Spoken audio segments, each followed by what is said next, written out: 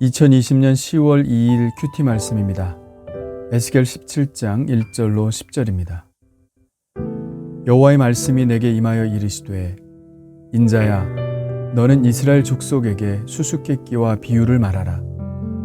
여호와께서 이같이 말씀하여 이르시되 색깔이 화려하고 날개가 크고 깃이 길고 털이 숱한 큰 독수리가 레바논에 이르러 백향목 높은 가지를 꺾되 그 연한 가지 끝을 꺾어 가지고 장사하는 땅에 이르러 상인의 성읍에 두고 또 그 땅의 종자를 꺾어 옥토에 심되 수양버들 가지처럼 큰 물가에 심더니 그것이 자라며 퍼져서 높지 아니한 포도나무 곧 굵은 가지와 가는 가지가 난 포도나무가 되어 그 가지는 독수리를 향하였고 그 뿌리는 독수리 아래에 있었더라.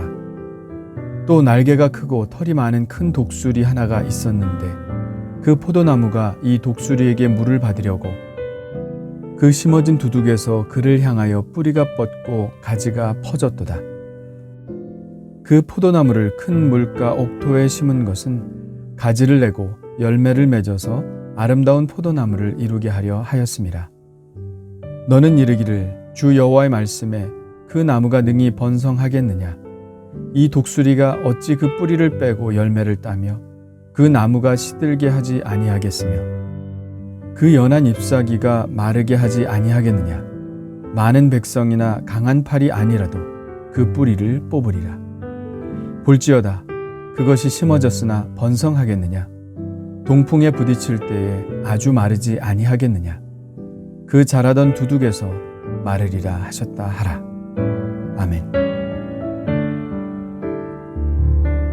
에스겔이 자주 사용했던 예언의 방식은 상징 행위를 통한 예언이었습니다. 자기 머리털과 수염을 밀어 3분의 1로 나누고 태우고 칼로 베고 날리고 하는 방식과 같은 것이죠. 이런 상징 행위 외에 또 자주 사용하던 방식은 바로 비유를 통한 예언입니다. 오늘 등장하는 예언이 바로 비유의 예언입니다. 우리 그리스도인들은 비유에 아주 익숙하죠. 예수님께서 자주 썼던 방식이기 때문입니다.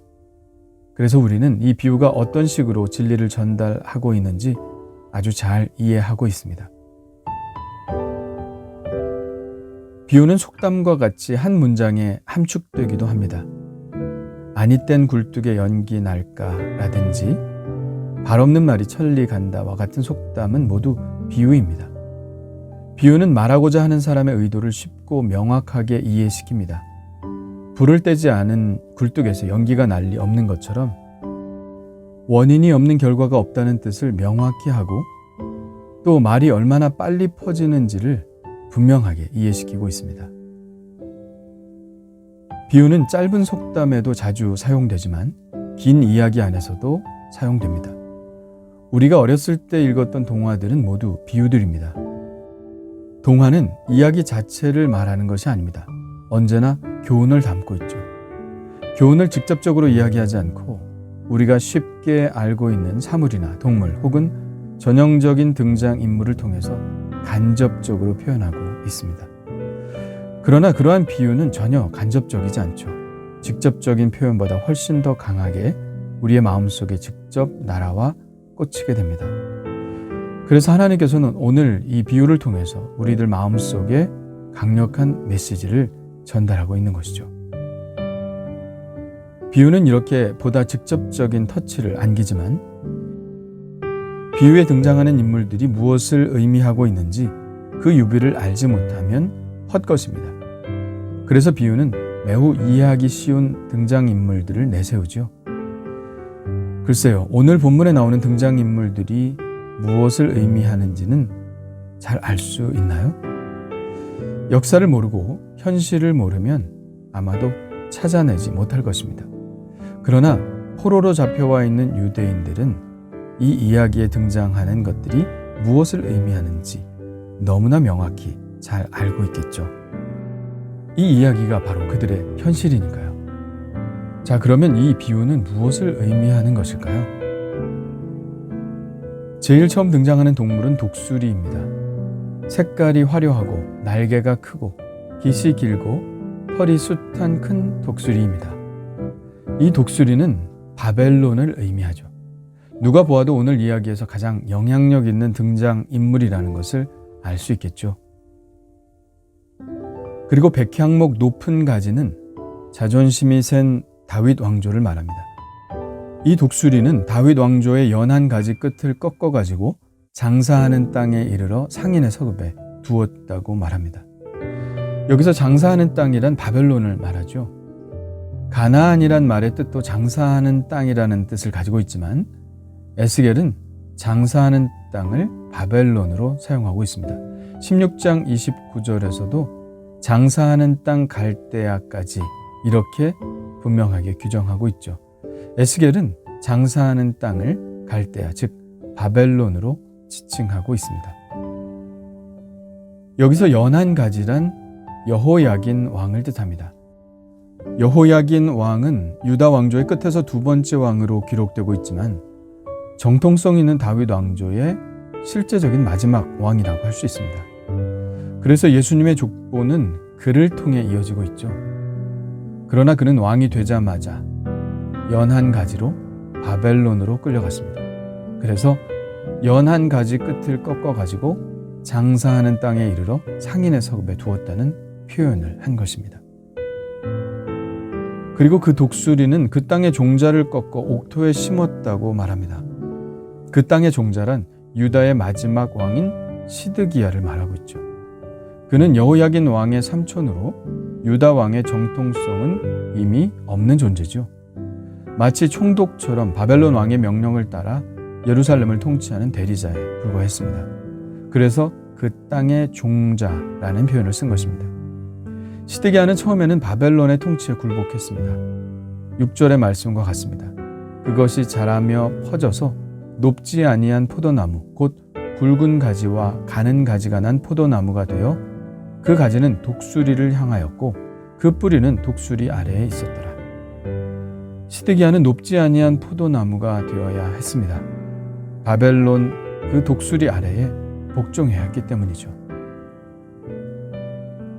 그런데 여기에서 또 한 마리의 독수리가 등장하고 있죠.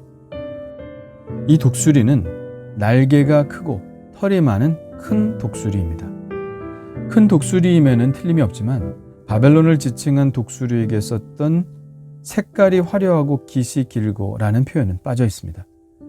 이 독수리는 무엇을 의미할까요? 아마 모두 눈치를 채셨겠죠? 당시 강대국임에는 틀림이 없지만 바벨론보다는 좀 약한 나라, 곧 애굽을 의미하는 것이죠. 그런데 이 포도나무가, 즉 시드기야 왕이 이 두 번째 독수리에 의존하는 조짐을 보입니다. 7절입니다. 그 포도나무가 이 독수리에게 물을 받으려고 그 심어진 두둑에서 그를 향하여 뿌리가 뻗고 가지가 퍼졌도다. 시드기야라는 포도나무는 바벨론의 느부갓네살 아래 있었지만 땅속에서 그 뿌리는 애굽을 향하여 뻗쳤다는 이야기입니다. 이 말씀처럼 시드기야는 바벨론을 배반하고 애굽의 힘을 의지했죠. 그런 상황을 비유로 설명하고 에스겔은 앞으로의 전망을 예측합니다. 너는 이르기를 주 여호와의 말씀에 그 나무가 능히 번성하겠느냐? 이 독수리가 어찌 그 뿌리를 빼고 열매를 따며 그 나무가 시들게 하지 아니하겠으며 그 연한 잎사귀가 마르게 하지 아니하겠느냐? 많은 백성이나 강한 팔이 아니라도 그 뿌리를 뽑으리라. 결국 애굽은 전혀 도움이 되지 못할 것이라는 말씀입니다. 오히려 애굽은 그 포도나무를 뿌리채 먹어버려 잎사귀가 마르게 하고 나무를 시들게 할 것이라는 말씀입니다. 결국 그렇게 약해져 버린 그 포도나무는 완전히 끝장나 버리게 되죠. 10절입니다. 볼지어다 그것이 심어졌으나 번성하겠느냐? 동풍에 부딪힐 때에 아주 마르지 아니하겠느냐? 그 자라던 두둑에서 마르리라 하셨다 하나. 여기서 동풍은 또한 바벨론을 의미하죠. 바벨론은 이스라엘의 동쪽에 있죠. 바벨론의 통치를 거부하고 애굽을 의지했던 예루살렘은 결국 바벨론의 손에 끝이 나 버리게 될 것이라는 말씀을 하고 계신 것입니다. 에스겔이 이 비유를 통해서 말하고자 하는 바는 분명합니다. 지금까지 에스겔이 이런저런 방식으로 예언했던 것과 같습니다. 바벨론을 배반하지 말라는 것이죠. 바벨론의 통치에 굴복해서 살라는 것입니다. 이것은 하나님의 뜻이고 그렇게 할 때 그나마 왕조가 보존될 것이고 살아남을 수 있을 것이라는 이야기입니다. 그리고 때가 차면 하나님께서 그 나라를 다시 회복시키실 것이라는 애타는 마음을 전달하고 있는 것이죠.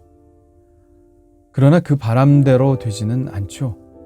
시드기야는 예레미야나 에스겔의 이 애타는 애원을 무시하고 끝까지 애굽을 의지하다가 바벨론에 의해 완전히 초토화됩니다. 하나님의 말씀을 무시한 결과가 그를 비참한 최후로 몰고 가게 되죠. 하나님은 우리의 죄에 대해 반응하시는 분입니다. 그럴 때 우리는 잠시 어려움을 당할 수도 있습니다. 그러나 그 어려움이 결론은 아니죠. 하나님은 회개하기를 기다리시고 또 변화되기를 기다리십니다. 그리고 우리가 그 과정을 잘 이겨나가기를 응원하고 계시죠. 그러나 그 하나님의 시간을 참지 못하고 내가 대책을 마련하려 하고 인간적인 생각으로 그 어려움을 모면하려고 한다면 그 결과는 처음보다 더 나쁘게 될 것입니다. 지금 어려움에 봉착해 있다면 우리는 지금 더더욱 하나님의 말씀을 들어야 합니다. 하나님께 묻고 하나님께서 인도하시는 대로 그 길을 가야 합니다. 그러면 하나님의 자비하신 은혜의 빛이 곧 다시 우리를 찾아오게 될 것입니다. 주님, 감사합니다.